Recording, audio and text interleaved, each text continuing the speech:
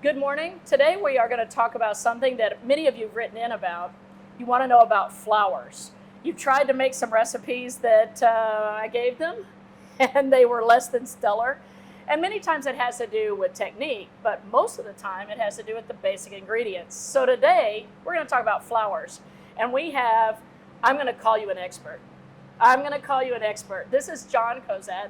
He's the regional director of Ardent Mills here in Saginaw, Texas, and one of the biggest mills that serves all over the United States. Correct. So, Jon, say hello to everybody. Hi, I'm Jon Cozad. I am the regional plant manager here in Saginaw. Our plant is quite large. It's in the top 10 of total flour mills here in the U.S. in terms of volume. It is impressive. I love the tour we did. Yeah. Oh, it's like you go up there and all these huge machines, and it's just crystal clean, and there wasn't a speck of flour anywhere, not like my kitchen. There's always flour everywhere. So join us in just a minute. We're going to talk about how flours make a difference in your baking.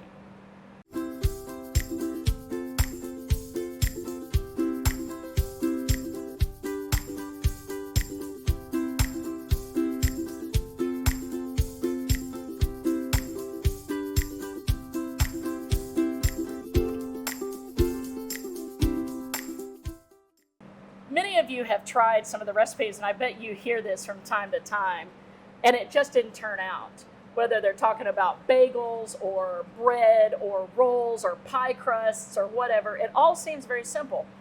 Flour, maybe eggs, maybe water, maybe salt, but it didn't turn out. That's right. It's because you might have used the wrong flour. And there's self-rising, all-purpose, or AP as we call it, bread flours, high gluten flours, cake flours, pastry flours, and it can get confusing.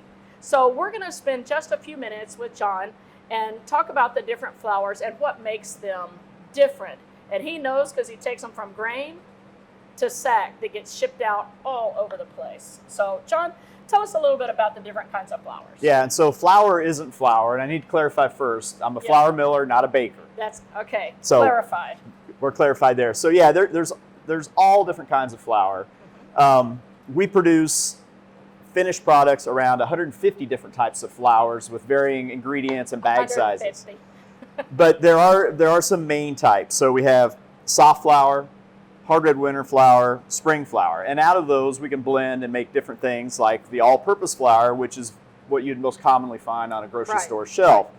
All-purpose flour is probably a protein of anywhere from 9.5 to 10.5 protein. Right. And it's just that. It'll make a cookie, it'll make a cake, it'll make a loaf of bread, but it's not stellar. Perfect. Yeah, right. It's not stellar. So it is used in most kitchens, and you know, with a little bit of work you can make a decent product out of it. Yes. Yep. Then we have bread flour, which is higher protein. And I use it all the time. Yeah, and it will make your best loaf of bread. It will even make a decent pizza. Yes.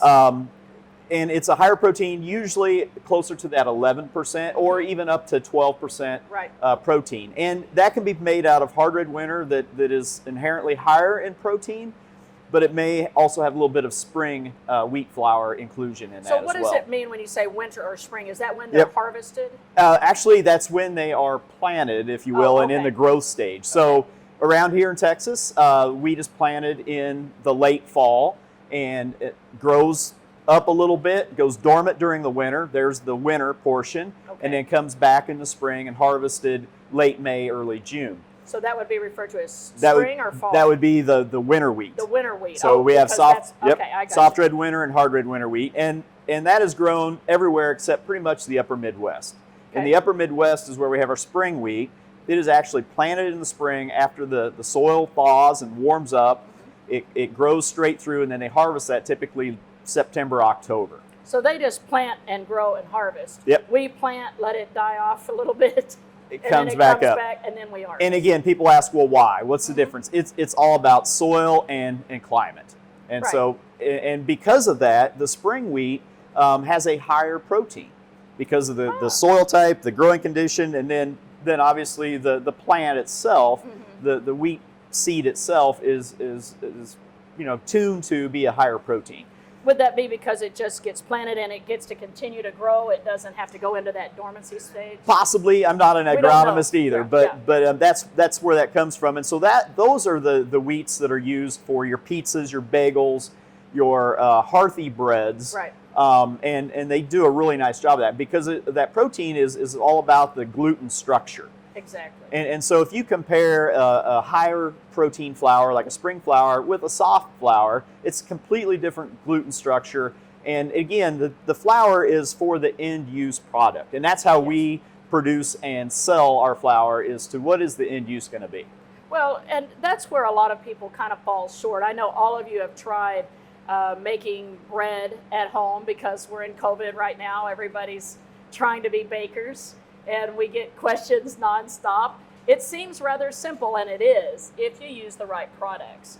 So generally, people try to do it with AP flour, and maybe its crumb is off a little bit. It doesn't quite give the rise. It won't knead right. And a lot of that, too, is yeast. And we'll talk about yeast in episode 23. Because those guys, they're trouble children. Yeasts are trouble children. Yep. But flour is dependable. Like, we're talking about bread flour, which is one of the ones I pretty much use all the time. If I'm making sauces, thickeners, something like that, I use AP. It's pretty reliable. Go right in it. But bagels, breads, rolls, etc., I'm going to use bread flour. Unless I'm making a very light crumb, let's say maybe if I'm making a really light cake, or if I'm making a really light cinnamon roll, even though I need that to rise and I need some gluten, I'm going to use pastry or cake flour. Absolutely. So it does make a difference. So when you go to the grocery store and you see there's at least 4 different kinds, tip of the iceberg. Tip of the iceberg. That's right. So when we're looking at milling, so do you get in the wheat itself and take it from there? Yep, so that's what we do. We actually bring in 3 different classes of wheat. There's 6 classes of wheat in North America, but we bring in 3: soft red winter, hard red winter, and dark northern spring. Okay. And from those, we create different wheat blends, and then we mill those. And so we, right now, out of those 3 main classes of wheat, we'll have 7 different wheat blends. We'll produce about 15 different base flours, and from those 15 base flours, with blending, micro ingredients, and packaging, we'll produce 150 final products of different variations. Right now, your mind is staggering with that number, but like, you supply a lot of major restaurant chains, and each of them have a special blend that they want. That is correct. So when you go to make a pizza crust, like we did the Greek yogurt fast crust, if you use a different flour, if you go, oh, it just says flour, our recipes never just say flour. But if it does just say flour, like your grandmother's recipe, that's where people get into trouble. They're trying to look at measuring, and then what kind of flour did they have? Well, it depends, doesn't it? It depends on what year it was. Yep. So if it was the turn of the century recipe, it was a very different flour than what we have now. And you're going to say, this just doesn't taste the same. So how would we look at maybe an older recipe that just says flour, and what would we use now? Well, I think I would look at what is the product you're making, right? right? Are you making noodles, or are you making a loaf of bread? If you're making noodles, right, I would use an all-purpose flour. Oh, yes, I agree. If you're making bread, then I would use a bread flour if you can find it. Right. If it's a cake or a cookie, all-purpose will work, but if you can find soft flour, and that's really hard to find on a grocery store shelf. It is. But if you can find that somehow, that will make your best cake or cookie. Well, and I think forever down here in the South, we've relied on Swans or White Lily, just a small little tiny box, and it's important to store it correctly. Many people have not stored correctly, and then you open it up and you go, oh, did somebody put pepper in here? Right. Yeah, that's not good. That's not pepper. It's weevils. And not good. Not good. But you do have to store it. So what do you think is the best way for the home cook to store their flour? We recommend that flour is stored at 70 degrees Fahrenheit or lower in dry conditions. Personally, I will put flour in the refrigerator or the freezer if I'm going to store it long term. Right. So we talked about on one of our past episodes about containers. This one's a very tight container, and it's stainless steel, so it can be washed. while this lovely container is really pretty, this is not storage. It's just pretty. It's going to go stale. Is that actually a thing where flour can go like kind of stale? Yep. Where it doesn't taste right? Flour does have a shelf life.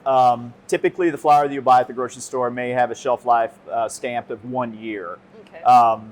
And it will, under the perfect conditions of 70 degrees Fahrenheit or less, dry conditions, it'll last a year without any effect at all. And we're in Dallas, Fort Worth. Right, and so it's warm. When has 70 ever happened? Winter. Right? Winter.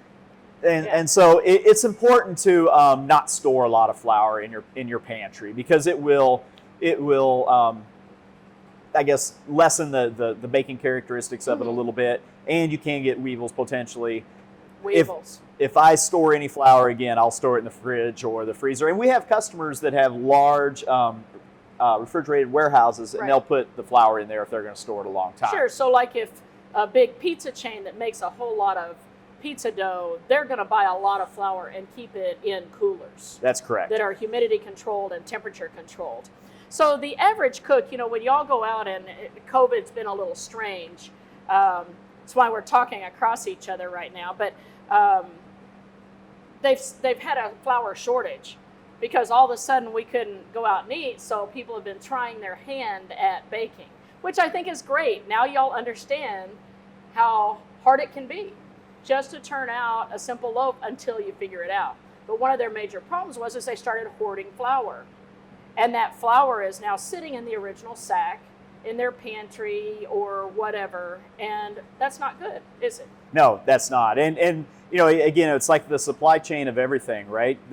There is plenty of flour out there, but there are processing plants that are designed to produce the flour that goes on a grocery store shelf. Right. Not all plants do that. We cannot do that because of again, our packaging equipment is designed for industrial customers. Right. But I can assure you the supply chain is there and is rebuilding as we well, speak. I know many people here in Saginaw have our little Saginaw Residents Facebook page. Lord have mercy. Those people get crazy on that thing. But they're saying, we've got all of these silos right here, because we do have a number, and we're kind of known for our silos. Yeah. That's the first thing you see when you come in. Matter of fact, at the end of this episode, you'll see multitude of photographs I've taken of your silos. They're just spectacular, looming, and now we have the beautiful sign on it. But they want to know, why can't we just get flour from there? Well, they're not set up for that. Sorry, you got to go to Kroger or Albertsons or Walmart or whatever. And they get a little upset. Yeah.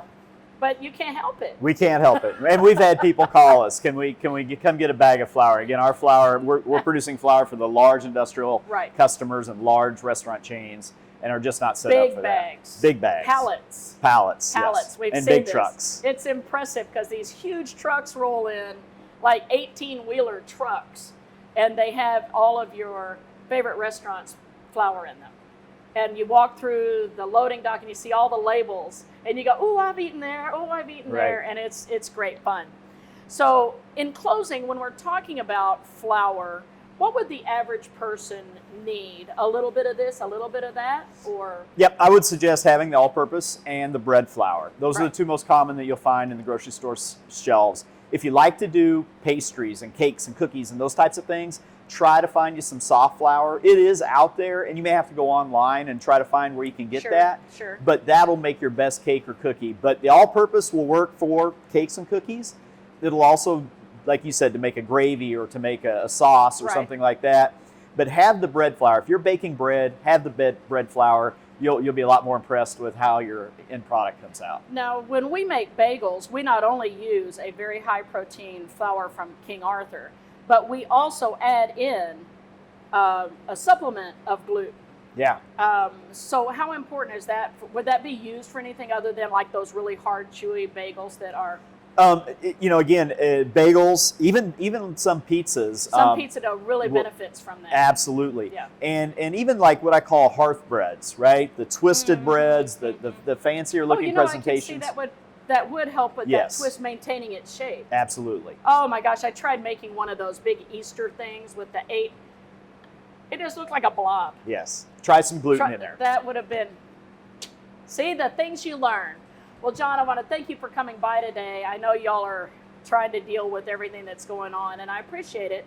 The people that are out there just want to be able to really be able to cook at home. I love this revolution that we're back to cooking in the kitchen, and I love my restaurants, but we cook every day. And I'm finding out that most people don't. Yeah. They eat out most of their food. So this is a great way for you to understand how to do it. So we're going to wrap up flowers. If you have any questions, be sure and put them in the comments. We'll get back to you. And if I don't know, I know somebody who does. Thank you, Jon, for coming in today. And thank you for loading up. Thank you for looking at Home Cooking Kitchen today. Bake on, bakers.